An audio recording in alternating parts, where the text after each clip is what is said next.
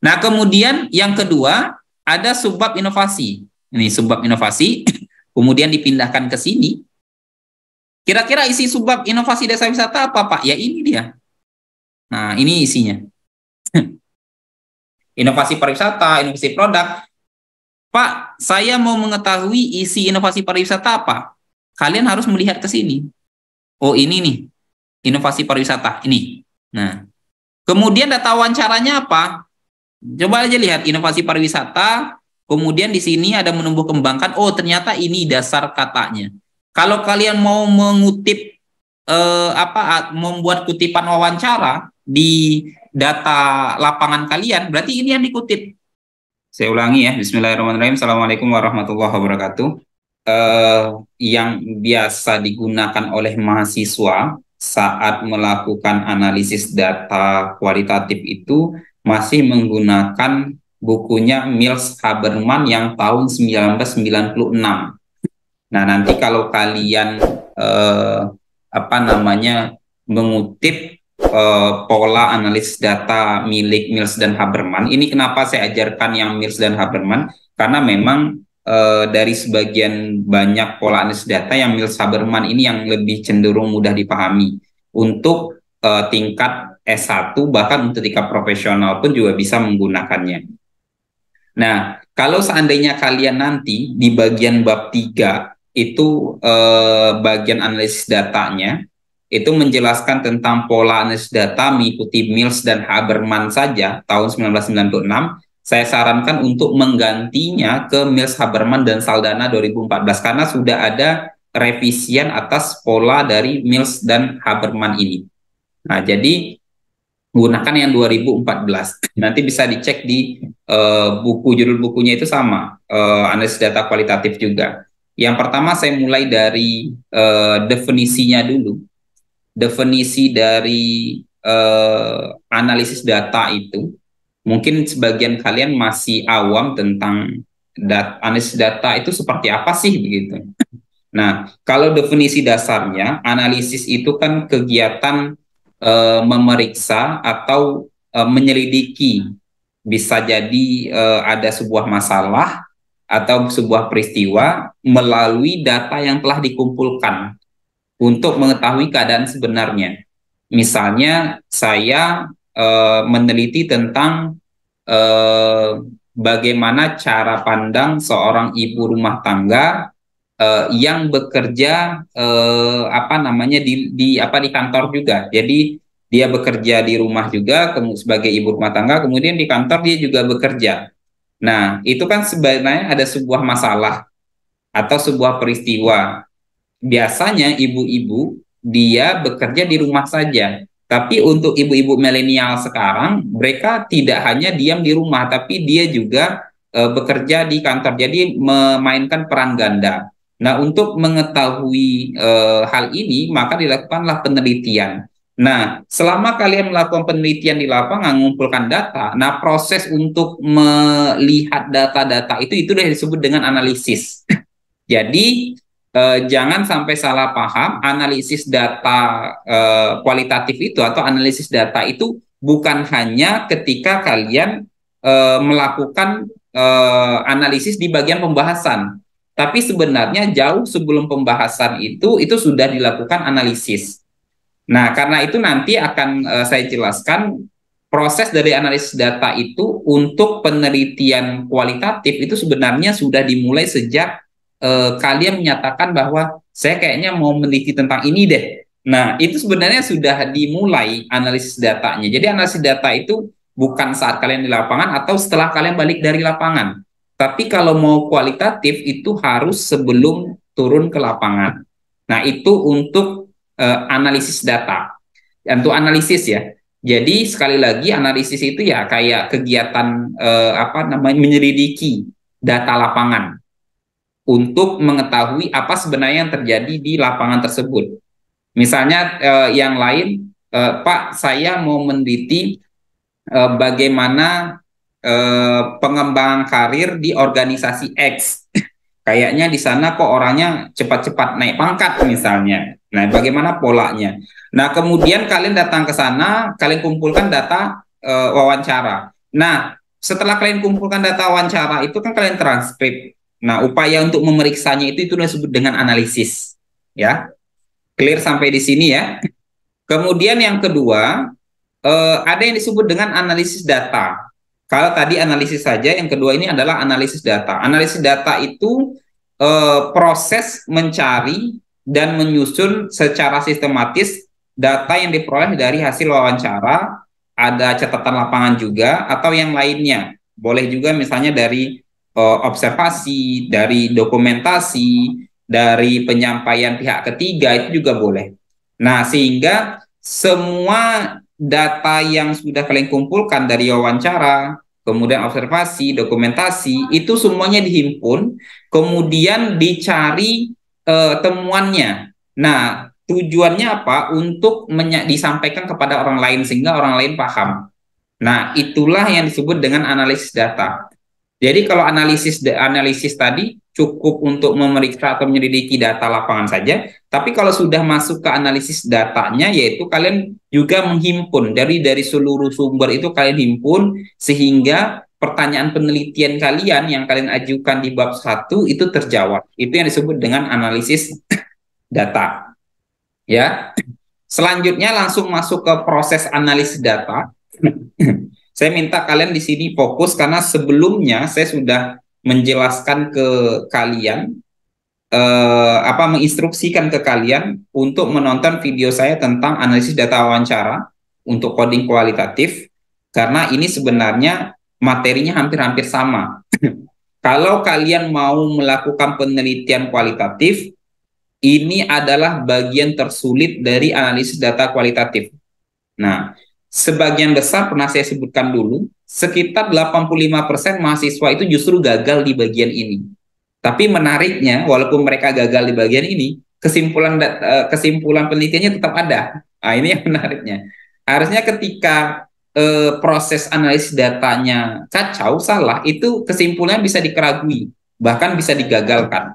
Karena proses analisisnya keliru.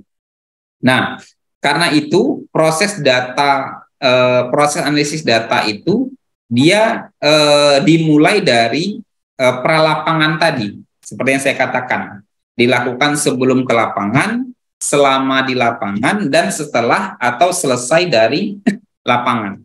Nah, yang pertama dimulai dari analisis sebelum ke lapangan dulu.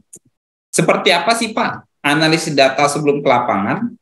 Saat kalian menentukan, Pak, kayaknya saya mau meneliti tentang ini deh, tentang konflik batas tanah antar suku di daerah Y. Ini saya jelaskan ya. Batas tanah antar suku di daerah Y misalnya. Kemudian biasanya dosen meminta kalian untuk menelaah studi terdahulu atau membaca artikel atau skripsi terdahulu untuk memastikan apakah penelitian yang sama sudah dilakukan atau belum. Nah, ketika kalian membaca sebagian besar artikel ataupun skripsi-skripsi yang sudah ada di masa lalu, misalnya kalian tahun 2024, kalian membaca skripsi 2022, 2003, 2021 untuk memastikan bahwa penelitian yang akan kalian teliti tentang konflik batas tanah itu belum pernah dilakukan. Nah, proses itu disebut dengan analisis data sebelum ke lapangan. Nah, itu sebenarnya sudah dimaksudkan sedalam analisis data. Jadi, analisis data itu bukan ketika kalian ngolah data lapangan saja. Sebelum itu sudah dikatakan analisis data. Ya, ini saya contohkan analisis sebelum ke lapangan itu juga untuk memastikan bahwa apa yang akan kalian teliti nanti itu memang benar adanya. Karena memang sangat banyak kejadian di lapangan ketika seorang mahasiswa atau seorang peneliti, dia mau meneliti tentang sesuatu hal. Kemudian dia sudah buat proposalnya, sudah diseminarkan, ternyata fenomena atau masalah yang dia ingin teliti itu tidak terjadi di lapangan. Nah, akhirnya apa? Proposalnya harus dirombak ulang, judulnya harus dirombak ulang. Kalau seandainya 1 bulan pengerjaan proposal tersebut, berarti 1 bulan sia-sia pekerjaan kalian. Karena itu, dalam analisis data itu disarankan, sebelum kalian membuat proposal, itu kalian harus tahu kondisi lapangan dulu. Artinya apa? Sebelum menulis itu harus ada pralapangannya dulu. Saya contohkan seperti ini. Ini ada dua contoh. Misalnya ada seorang mahasiswa itu meneliti tentang kesejahteraan karyawan di organisasi X. Ya, misalnya organisasinya apa ya? Seperti Basnas lah, Badan Amil Zakat Nasional. Meneliti kesejahteraan karyawan di Badan Amil Zakat Nasional. Nah, kemudian kalian melakukan pralapangan atau sebelum menulis kalian turun ke lapangan dulu, datang ke Basnasnya. Turun ke lapangan itu maksudnya adalah ke lokasi penelitian, ke Basnasnya. Ternyata ada organisasi yang memiliki banyak upaya. Jadi kesejahteraan karyawan di sana itu bagus. Sementara tadi kalian menganggap bahwa saya meneliti kesejahteraan karyawan di sana karena masalahnya karyawan di sana kayaknya kurang sejahtera. Nah, itu masalahnya. Kemudian setelah kalian ke lapangan, ternyata di sana sejahtera orangnya. Berarti kan nggak bisa penelitian ini dilanjutkan. Nah, itulah pentingnya pralapangan. Atau contoh yang kedua, misalnya kalian merencanakan mau meneliti konflik batas tanah antar suku di daerah Y, misalnya daerah Seluma misalnya. Meneliti konflik batas tanah antar suku di daerah Seluma. Kalian udah semangat datang ke sana. Setelah wawancara ternyata nggak ada konflik di sana. Otomatis kan apa yang kalian rencanakan gugur.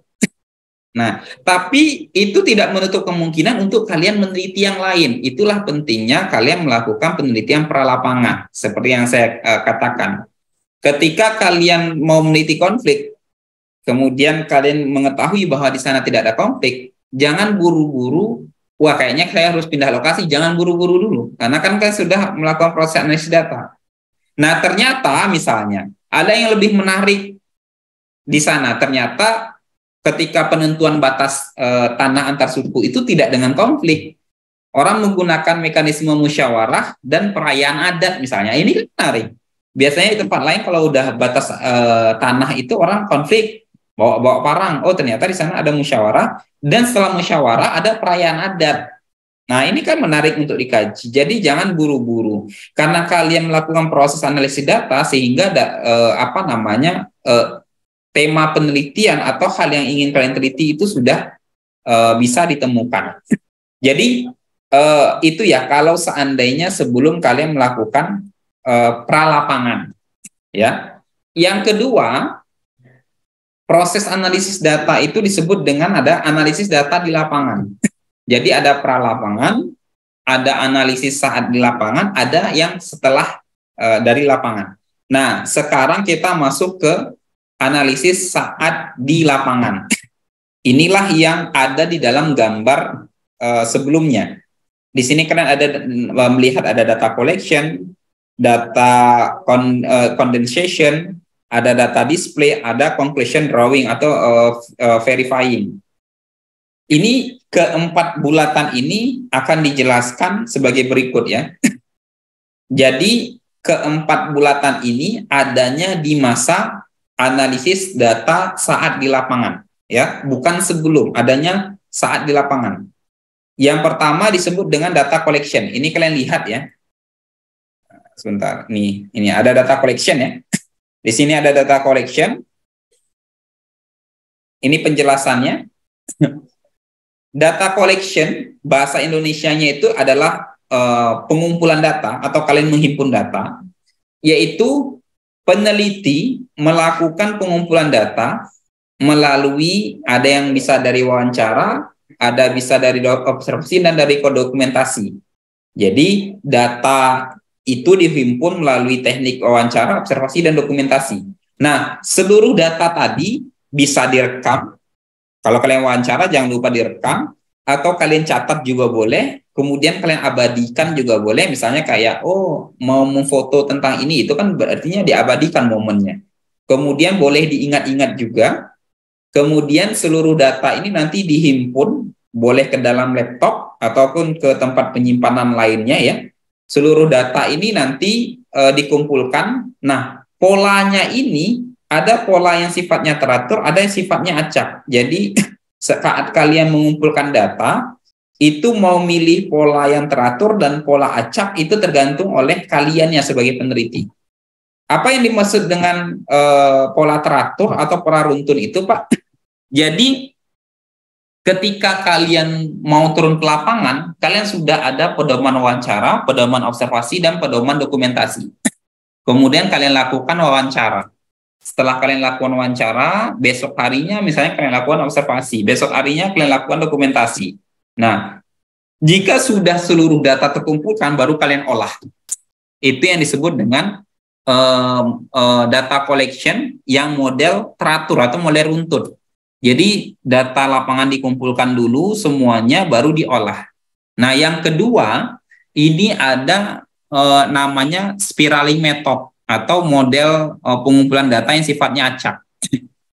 Contohnya seperti apa? Misalnya kalian pertama kali wawancara dengan kepala desa. Selesai kalian melakukan wawancara di pagi hari, di malam harinya langsung kalian olah datanya. Kalian transkrip, kemudian kalian baca, kemudian kalian olah. Kemudian besok harinya kalian merencanakan untuk wawancara kedua dengan kepala desa. Nah, ketika kalian wawancara, siang harinya misalnya kalian melakukan observasi untuk memastikan bahwa apa yang disampaikan oleh kepala desanya itu memang benar. Misalnya kepala desa mengatakan, oh, di tempat kami ini rumah-rumahnya terbuat dari kayu, halamannya bersih. Nah, pagi harinya kalian wawancara seperti itu. Kemudian siang harinya kalian keliling-keliling kampung untuk melihat, oh iya ternyata benar rumah-rumahnya banyak yang dari kayu. Oh, halamannya benar-benar besi. Nah, itu bentuk observasi. Jadi data wawancara langsung ditimpali oleh observasi, kemudian diolah lagi. Kemudian setelah diolah dilakukan wawancara. Jadi, apa perbedaannya antara pertama dan kedua? Kalau yang runtut itu, kalian kumpulkan data semua, baru diolah. Kemudian, kalau yang menggunakan metode acak atau spiraling method ini, kalian kumpulkan data, kemudian kalian olah. Kumpulkan data, kemudian kalian olah. Pertanyaannya, Pak, bagaimana yang bagus? Apakah yang model pertama atau model kedua?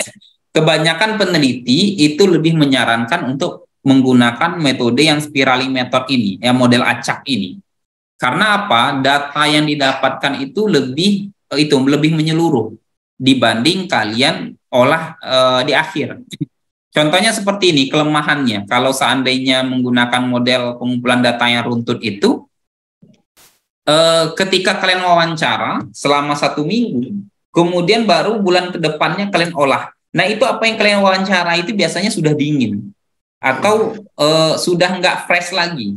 Banyak hal yang kalian terlupakan. Beda dengan ketika kalian melakukan wawancara, kemudian langsung diolah malamnya. Itu kalian langsung ingat, kenapa saya nggak bertanya tentang ini ya? Oh ya udah, saya catat dulu. Nah, besok pagi saya wawancara lagi, atau 2 hari lagi saya minta waktu pada Bapak kepala desa untuk wawancara kembali.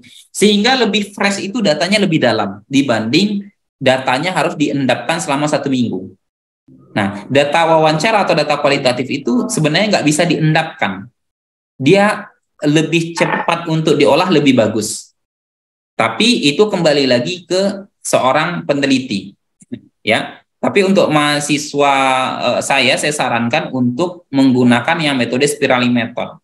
Nah, kalau kalian mau mendengarkan penjelasan saya lebih lengkap tentang spiraling method, itu di video YouTube saya itu ada tentang spiraling method ini. Nanti kalian bisa melakukan melihat lebih lebih lengkap lah tentang spiraling method atau pola pengumpulan data. Saya lupa ininya judul videonya terkait dengan penjelasan spiraling method ini. Itu ada di bagian video ketika orang bertanya tentang mana ya, spiraling method. Nah, ini ada judulnya tentang tips mempermudah olah data. Ada juga judulnya tentang apakah setiap narasumber diberikan pedoman wawancara yang sama. Nah, itu ada penjelasan tentang spiraling method ya. Silakan nanti ditonton. Jadi itu ya. proses analisis data yang pertama, ketika kalian sudah balik untuk memastikan bahwa, oh Pak, saya mau meneliti ini, kemudian kalian sudah melakukan proposal, kalian sudah seminar, kalian sudah ada udah ada pedomannya, baru masuk ke data collection. Nah, ini data collection. Data collection itu memang upaya untuk mengumpulkan data. Proses mengumpulkan data itu ada dua, ada dikumpulkan data seluruhnya baru diolah, atau setiap kali mengumpulkan data itu diolah. Yang lebih bagus setiap kali mengumpulkan data kemudian diolah, mengumpulkan data lagi diolah, mengumpulkan data lagi diolah, sehingga datanya lebih mendalam. Itu yang pertama. Kita masuk ke yang kedua. Ini lebih ribet lagi, ini lebih memusingkan lagi. Yang pertama tadi ada yang disebut dengan data collection, yang kedua ini disebut dengan data condensation. Condensation ini kalau ini adalah bahasa-bahasa untuk orang eksakta, untuk orang apa ya, mungkin geografi. Condensation ini kalau diterjemahkan kayak penggembunan itu. Penggembunan itu artinya apa? Dari sekian banyak data diambillah data yang yang paling fokus. Karena itu definisi dari data condensation ini adalah proses memilih, memfokuskan, boleh menyederhanakan, boleh mengabstraksikan, boleh mentransformasikan data yang mendekati keseluruhan bagian dari catatan lapangan secara tertulis. Jadi, kalian kan tahu, ketika kalian mewawancarai seseorang, itu kan penjelasan orang panjang sekali. Nah, untuk ditulis di bab hasil, itu nggak mungkin seluruh wawancara orang itu ditampilkan. Tapi yang kita tampilkan itu adalah hal-hal yang bersifat temuan-temuannya saja. Karena itu kembali lagi ke definisi awal dari analisis data. Jadi kalian itu kayak menyusun data lapangan secara sistematis. Tujuannya di sini saya sampaikan tujuannya, mudah dipahami serta temuannya dapat disampaikan kepada orang lain. Nah, di sini intinya. Jadi analisis data kalian berusaha bagaimana caranya agar ketika kalian menyampaikan kepada orang lain, kepada penguji, kepada pembimbing dan penguji itu paham, pembaca itu paham. Nah, itu yang disebut dengan analisis data. Karena itu di bagian proses analisis data Mills dan Haberman yang paling sulit itu adalah di data condensation ini. Ini saya contohkan, ya. Ini adalah salah satu transkrip wawancara dulu ketika saya studi master atau S2. Jadi saya ada bertanya. Jadi dibuat seperti ini ya, tabel-tabel untuk mentranskrip data. Kalau ada yang bertanya, Pak, saya mentranskrip data menggunakan aplikasi, itu juga boleh. Kalau saya dulu karena tahun 2017, jadi saya belum mengenal aplikasi untuk olah data, saya masih menggunakan sistem manual. Ini adalah sistem manualnya. Ada inisial IR itu adalah nama saya Ihsan Rahmat. MD itu saya lupa siapa nama bapaknya. MD itu adalah singkatan nama inisial nama orang.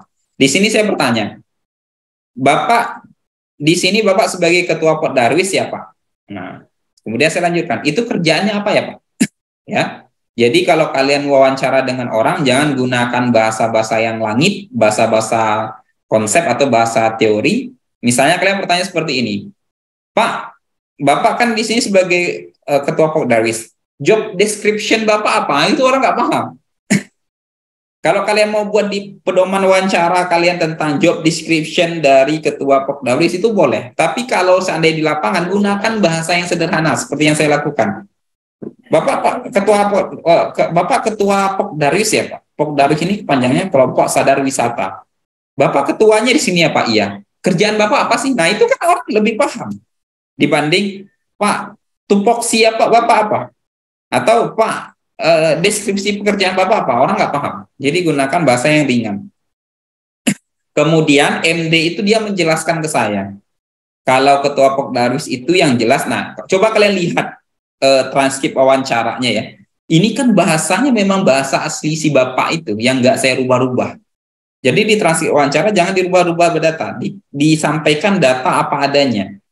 Ya. Kalau dia ngomong nih, ini kan ngomongan orang. Kalau ketua Pok Darwis itu yang jelas kalau secara apa namanya itu tupoksi.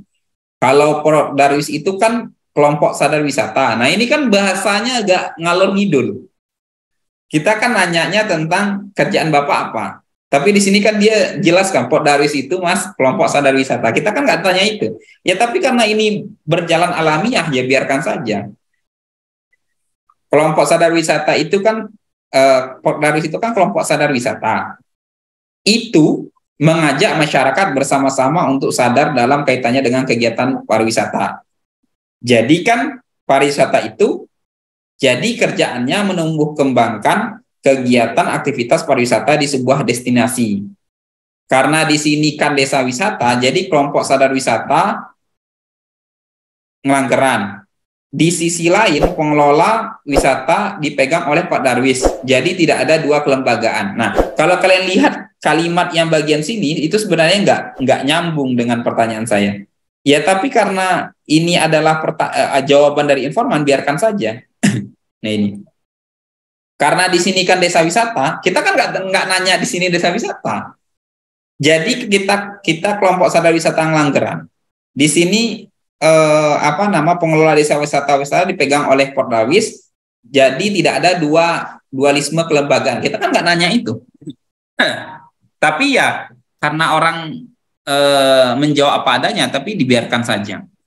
Dilanjutkan. Kemudian tugas kami sebagai ketua ya mengkomunikasi kaitannya dengan kegiatan pariwisata. Ya seperti berkomunikasi dengan dinas-dinas terkait, yaitu ketua dibantu oleh sekretaris menjalankan tugas komunikasi dengan kedinasan. Tapi yang utamanya yaitu tadi mengajak warga untuk sadar wisata. Sehingga kegiatan pariwisata itu diharapkan bisa berlangsung. Di situ kan ada beberapa unsur sabta pesona, ada aman, tertib, ramah, kenangan, dan lain sebagainya. Nah, Prof. Darwis harus berusaha mengkondisikan dan menyesuaikan dengan 7 unsur sabta pesona itu. Nah, ini adalah data asli wawancaranya. Ini adalah data asli wawancaranya. Nah, dari sini pertanyaan yang diajukan itu kan apa pekerjaan dari Prof. Darwis. Nah, tapi tidak semua apa yang dia jelaskan ini berhubungan dengan jawaban. Seperti yang saya garis di sini kayak tadi, yang saya garis bawahi di sini. Nah, di sini. Nah, bagian sini. Itu kan nggak ada hubungannya dengan pertanyaan. Sehingga apa? Bagian sini bisa saya hilangkan. Karena memang tidak berhubungan dengan pertanyaan. Nah, proses menghilangkan itulah yang disebut dengan data condensation tadi. Kalian hanya memilih atau memfokuskan atau menyederhanakan hal-hal yang berhubungan dengan pertanyaan penelitian kalian saja. Sehingga temuan lapangannya didapatkan nantinya. Sehingga saya berilah blok-blok warna kuning. Seperti ini. Artinya apa? Ketika dipindahkan ke bagian ide pokok, peran ketua Prof. Darwis itu yang pertama, mengajak masyarakat bersama-sama untuk sadar dalam kaitannya dengan kegiatan pariwisata. Di sini ide pokoknya berarti mengajak masyarakat untuk sadar wisata. Kemudian dia juga mengatakan menumbuh kembangkan kegiatan aktivitas pariwisata di desa wisata. Berarti yang kedua, menumbuh kembangkan kegiatan pariwisata. Kemudian di sini saya baca lagi, oh ternyata Prof. Darwis ketuanya itu juga mengkomunikasi kaitannya dengan kegiatan Prof. Darwis. Komunikasi kegiatan pariwisata ke masyarakat dan dinas terkait. Kemudian di sini juga ada mengajak warga masyarakat di sini untuk sadar wisata. Udah kita tulis di yang pertama ya. Yang terakhir di sini di situ kan ada unsur sabta pesona. Oh berarti di sini disampaikan melaksanakan misi sabta pesona. Nah, proses dari memilah data yang penting ke ide pokok inilah yang disebut dengan kondensasi. Pertanyaannya, Pak, bagaimana kami bisa mengetahui bagian-bagian yang di blok itu adalah temuan lapangan? Itu adalah tergantung si peneliti sendiri. Seberapa hebat atau seberapa mampu peneliti untuk mengabstraksikan atau mengetahui bahwa bagian-bagian ini adalah bagian yang mendapatkan temuan lapangan. Caranya seperti apa agar bisa kami masuk ke tahap ini? Ya kalian harus banyak-banyak membaca artikel terdahulu, buku teori tentang penelitian kalian. Tanpa itu kalian nggak paham. Misalnya seperti di sini. Di situ akan ada beberapa unsur sabta pesona. Kalau kalian nggak paham sabta pesona itu apa, itu kalian nggak akan menjadikan ini sebagai ide pokok atau temuan lapangan. Tapi kalau karena kalian sudah paham, oh sabta pesona tuh ternyata, ya udah dimasukkan ke sini ke ide pokok. Nah, proses seperti ini kalau kalian pemula nggak bisa dibaca sekali dua kali. Saya dulu waktu membaca ini sampai 5 kali saya baca. Saya baca pelan-pelan, kemudian saya renungi, mengajak masyarakat bersama-sama untuk sadar wisata. Oh jangan-jangan tugas yang pertama ketua ini ya dia mengajak masyarakat untuk mau sadar terhadap wisata desa. Wih kayaknya ini benar nih. Ah ini saya blok. Prosesnya seperti itu. Kita kan tadi prosesnya analisis ya. Analisis tadi itu kan definisinya apa namanya mengamati, kemudian menelaah secara mendalam. Nah inilah proses menelaah itu tadi. Prakteknya itu seperti ini. Proses dari analisis. Ya, saya berharap kalian paham sampai di sini. Kalau kalian nanti melakukan apa namanya analisis data, ini sengaja saya rekam, nanti saya share di YouTube saya agar kalian bisa menonton ulang.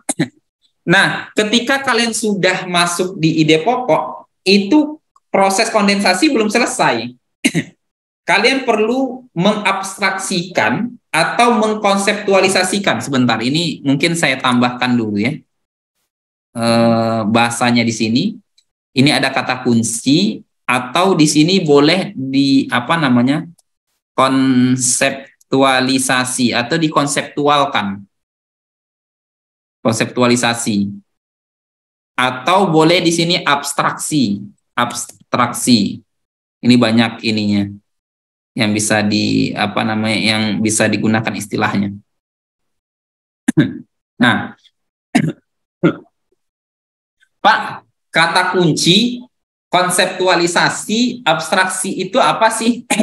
Yaitu proses apa namanya membaca ide pokok menjadi atau menghubungkan ide pokok ke konseptualnya atau diabstraksikan dalam bentuk konseptual. Misalnya seperti ini, peran Pok Darwis yang pertama itu adalah mengajak masyarakat untuk sadar wisata. Mengajak masyarakat itu kan masih bahasa lapangan. Nah, bahasa konseptualnya apa sih? Nah, itu yang disebut dengan konseptualisasi atau abstraksi tadi, atau kata kunci tadi. Oh, mengajak itu kan sebenarnya mengarah kepada partisipasi masyarakat ya. Oh, berarti ini masuk nih ke dalam konseptualisasi observasi atau abstraksi dari partisipasi. Nah, sehingga di sini saya tulis istilahnya aktivasi partisipasi masyarakat. Artinya apa? Si ketua Pok Darwis ini dia minta masyarakat itu untuk aktif berpartisipasi dalam sadar wisata ini. Yang kedua, menumbuh kembangkan kegiatan pariwisata. Kalau menumbuh kembangkan itu kan masih bahasa lapangan. Bagaimana sih bahasa abstraknya?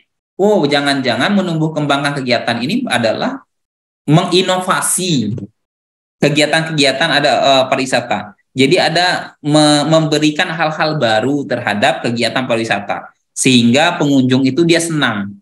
Oh, ini ada hal yang baru nih di wisata tersebut. Oh, sebelumnya nggak ada spot foto. Sekarang dibuat spot foto dalam goa misalnya. Itu kan ada inovasi. Berarti kan menumbuh kembangkan. Nah, inovasi berarti. Nah, itu contoh konseptual. Pak, kalau seandainya ide pokoknya itu sudah sesuai dengan konseptualisasi, bagaimana? Ya udah, pakai saja bahasa lapangannya, bahasa ide pokoknya. Nggak harus kalian gunakan bahasa observasi. Tapi kalau ada bahasa konseptualnya, saya sarankan lebih gunakan bahasa konseptualnya, karena ini kan penelitian ilmiah. Yang ketiga, komunikasi kegiatan pariwisata ke masyarakat dan dinas terkait. Nah, kalian kan tahu ada bahasa konseptual, komunikasi internal dan eksternal organisasi. Nah, berarti bagian ini masuk ke komunikasi internal dan eksternal. Yang keempat, melaksanakan misi sabta pesona. Nah, di sini bahasa kata kunci atau konseptualnya adalah menyeimbangkan visi pariwisata dengan kondisi lapangan. Sabta Pesona itu adalah bagian dari visi pariwisata. Karena pariwisata dituntut untuk harus aman, harus tertib, ada bersih, sejuk, indah, ramah, dan penuh kenangan, sehingga itu dikondisikan diseimbangkan dengan kondisi lapangan. Nah, ini belum selesai bagian data condensation ini. Masuk ke bagian selanjutnya. Setelah kalian mengetahui kata kunci atau abstraksi atau konseptual tadi, data-data tersebut harus dikategorisasikan. Ya, sudah ada kata kunci wawancaranya. Jadi dari seluruh kata kunci informan itu nanti dikategorisasikan. Saya minum sebentar ya.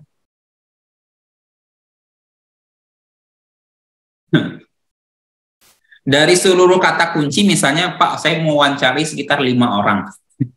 Nah, berarti kan sudah ada 5 transkrip, sudah ada 5 dokumen kata kunci. Kata kunci yang sama itu dikategorisasikan. Kategori kalian tahu ya, kategori. Kategori itu mengelompokkan lah gitu. Misalnya di sini ada aktivasi partisipasi masyarakat. Kemudian di sini juga ada misalnya kayak rapat antar stakeholder. Kemudian ada pelibatan masyarakat dalam produk. Oh, kayaknya ini bisa dikategorikan menjadi partisipasi masyarakat. Ya, sehingga data aktivasi, rapat antar stakeholder, dan pelibatan masyarakat itu masuk ke dalam kategori partisipasi masyarakat. Kemudian saya baca lagi di kata kunci ada inovasi pariwisata, kemudian ada inovasi produk, inovasi kelompok, ada proses inovasi. Oh, kayaknya ini bisa dikategorisasikan menjadi inovasi desa wisata. Nanti isi-isi kategorinya apa? Ada inovasi produk, saya centang saja ya. Ada inovasi pariwisata di sini, inovasi produk, kemudian proses inovasi, hambatan saat merencanakan. Jadi keempat unsur ini dia bisa dikategorikan ke dalam bentuk ini, inovasi desa wisata. Nah, itu bentuk kategorisasi. Sehingga nanti kategorisasi ini yang menjadi pentemaan atau subbabisasi atau subbab. Kalian mungkin pernah melihat subbab-subbab yang ada di bab hasil penelitian. Nah, sebenarnya subbab itu dia berasal dari kategorisasi. Kategorisasi berasal dari kata kunci. Kata kunci berasal dari ide pokok. Ide pokok berasal dari transkrip. Transkrip berasal dari data wawancara dengan informan. Nah, urutan yang sistematis ini dan logis ini, itulah yang disebut dengan analisis data. Sehingga ketika seorang dosen atau penguji bertanya, partisipasi masyarakat ini maksudnya apa? Nah, kalian bisa menjelaskan secara runut. Itulah yang disebut dengan ilmiah tadi. Kenapa namanya karya tulis ilmiah? Karena memang prosesnya ada. Ya, ini saya buat lebih real lagi. Saya tidak menjelaskan panjang lebar tentang ini. Di sini sudah saya sampaikan. Penjelasan lengkapnya itu ada di YouTube saya. Judul YouTube-nya mengolah data wawancara coding kualitatif. Ini sudah saya instruksikan ke kalian untuk mendengarnya. Sebenarnya prosesnya sama saja. Ini hanya penegasan saja. Ini contoh ilustrasinya. Kalau kalian kesulitan dengan pola seperti ini tadi, ini contoh ilustrasinya. Kalian bisa melihat di sini. Di sini ada kumpulan data yang garis bulat ini. Kalian bisa melihat ada 6V1N persen, TYD, X, dan lain sebagainya. Ini kalau diilustrasikan seperti data lapangan atau seperti penjelasan Bapak ini tadi. Penjelasan dari Bapak MD tadi. Ini kan penjelasannya banyak sekali ya, tapi yang diambil untuk ide pokok kan cuma sebagian saja. Sama kaitannya dengan ini tadi, catatan lapangan tadi. Coba lihat, ada yang huruf besar, ada yang angka-angka, ada yang pagar, ada yang X, ada yang 3, ada angka. Nah, data yang banyak tadi kemudian dikelompokkan. Data yang huruf besar dengan huruf besar, huruf kecil dengan huruf kecil, angka dengan angka. Lah, Pak, ada pagar, ada ini dan lain sebagainya, itu bagaimana? Kalau memang ini hanya percakapan-percakapan yang tidak penting, itu bisa dihilangkan. Itu bisa tidak difokuskan. Seperti contohnya yang seperti saya tadi. Nah, ini.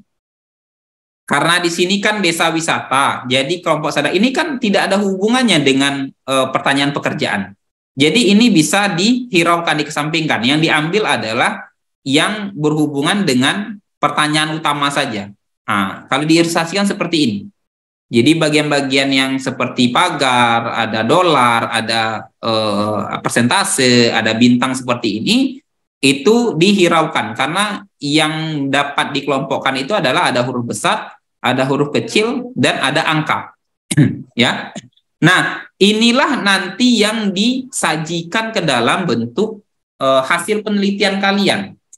Jadi kalau di hasil penelitian kalian itu ada bab 4 hasil dan pembahasan. Nah, kira-kira di bab hasil itu inilah subbab-subbabnya. Yang pertama, subbab pertama adalah huruf besar, subbab kedua huruf kecil, subbab ketiga adalah angka. Nah, kemudian kira-kira isi paragrafnya apa, Pak? Isi paragrafnya yaitu tadi, bagian ini diisi oleh kata kunci, ada ide-ide pokok. Kan kalian sudah membuat kata kunci, kemudian sudah ada ide pokok. Nah, isi dari huruf besar itulah isinya. Kemudian di sini peneliti menarasikan atau mendeskripsikan data lapangan, yaitu kalian harus mengkombinasikan di dalam paragraf tersebut ada wawancara, ada observasi, ada dokumentasi. Atau kalau seandainya dalam ini tadi, nah ini kan temanya ada partisipasi masyarakat, ada inovasi desa wisata ya. Berarti di sini ditulis partisipasi masyarakat. Kemudian di sini berarti ditulis inovasi desa wisata. Nah, sehingga tolong dimatikan dulu, siapa tuh yang suaranya didengarin? Siapa ini? Rasta, matikan dulu. Mute, Rasta.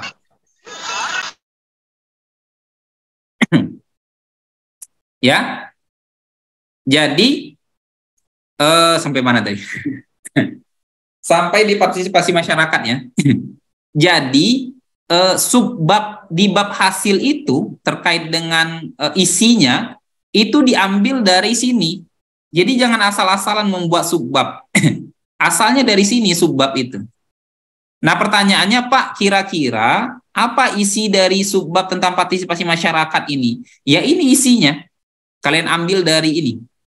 Misalnya kalian mau membuat paragraf tentang partisipasi masyarakat, berarti ini yang akan kalian jelaskan. Aktivasi partisipasi, rapat antar stakeholder, pelibatan masyarakat, inilah yang kalian sajikan ke dalam paragraf yang ada di partisipasi masyarakat. Itu kalian hubungkan dengan data observasinya juga, kalian hubungkan dengan data dokumentasi. Nah, kemudian yang kedua, ada subbab inovasi. Ini subbab inovasi, kemudian dipindahkan ke sini. Kira-kira isi subbab inovasi desa wisata apa, Pak? Ya ini dia. Nah, ini isinya. Inovasi pariwisata, inovasi produk.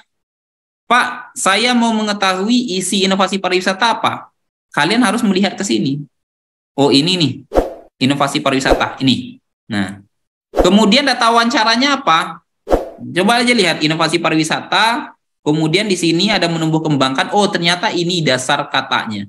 Kalau kalian mau mengutip membuat kutipan wawancara di data lapangan kalian, berarti ini yang dikutip.